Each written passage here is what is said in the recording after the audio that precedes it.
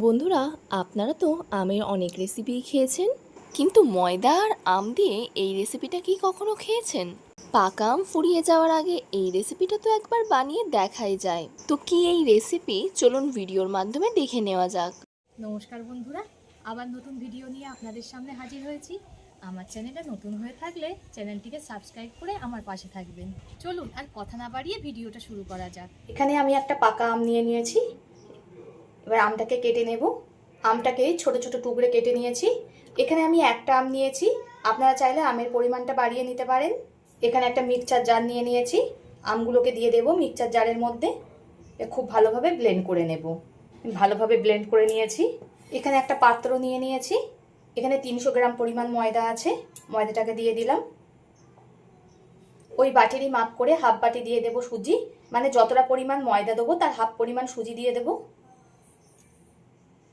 যতটা সুজি দিয়েছি ততটা চিনি দিয়ে দেব। মিষ্টির পরিমাণ আপনারা চাইলে বাড়িয়েও বা কমিয়েও নিতে পারেন। এবার এতে দিয়ে দেব মৌরি। মৌরিটা দিলে সুন্দর একটা গন্ধ বেরাবে আর খেতেও খুবই ভালো লাগবে। মৌরিটা দিয়ে দিলাম।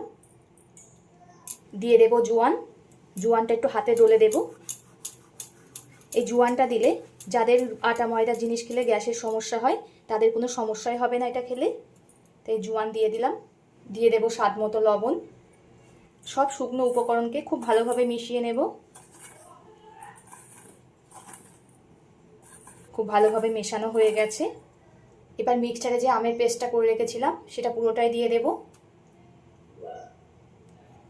সব কিছুর সঙ্গে আমের পেস্টটাকে খুব ভালোভাবে মেখে নিতে হবে।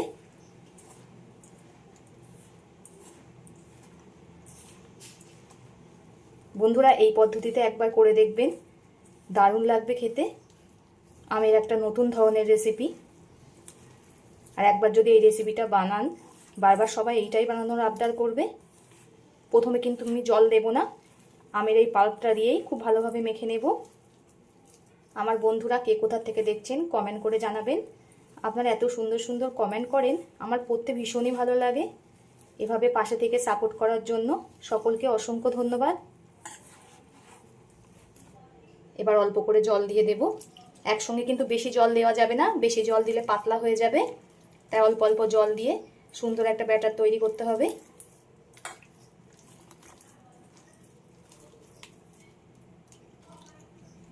আমি দেখুন বারে বারে অল্প অল্পই জল দিয়ে মেখে নিচ্ছি।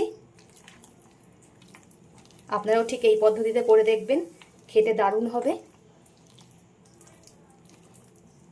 হাতের সাহায্যে ঠিক এমন ফাটিয়ে নিতে হবে,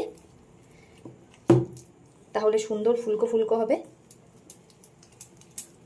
খুব ভালো করে ফাটিয়ে নেব।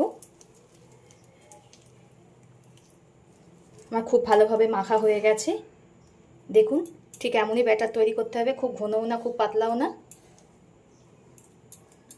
যেহেতু সুজি দেওয়া আছে, সুজিটাকে ফুলতে একটু সময় দিতে হবে, তাই 1 ঘন্টা মতো আমি ঢাকা দিয়ে রেখে দেব। আমি 1 ঘন্টা পরে ফিরে এলাম। দেখুন সুজি দেওয়ার কারণে কতটা টাইট হয়ে গেছে। আবার খুব ভালোভাবে ফাটিয়ে নেব। ব্যাটারটা ঠিক কিন্তু এমনই রাখতে হবে, ঘনও করলে হবে না পাতলাও করলে হবে না। হাতের সাহায্যে খুব ভালোভাবে ঘুরিয়ে ঘুরিয়ে নিতে হবে।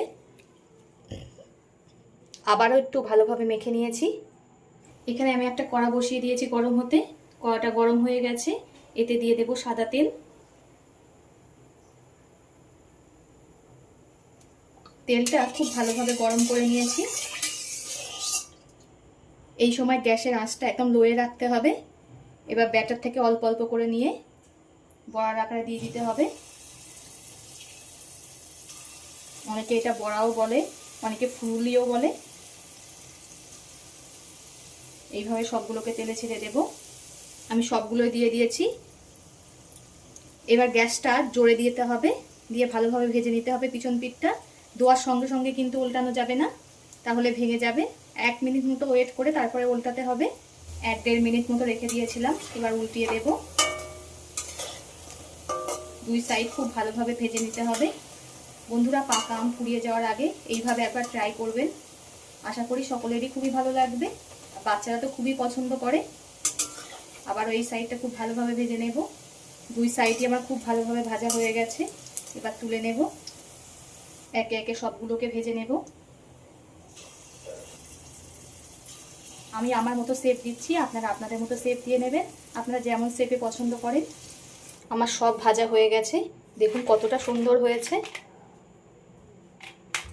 এভাবে একবার ট্রাই করে দেখতে পারেন, কথা দিচ্ছি খুবই ভালো লাগবে। আশা করি এই সিম্পলভাবে তৈরি করা আমের ফুলুরিটা আপনাদের সকলেরই ভালো লেগেছে। কার কেমন লেগেছে কমেন্ট করে জানাবেন। তো এতক্ষণ ধৈর্য ধরে ভিডিওটা দেখার জন্য সকলকে অসংখ্য ধন্যবাদ। সবাই সুস্থ থাকবেন, ভালো থাকবেন। পরবর্তী একটা নতুন ভিডিও নিয়ে আপনাদের সামনে আবার হাজির হচ্ছি।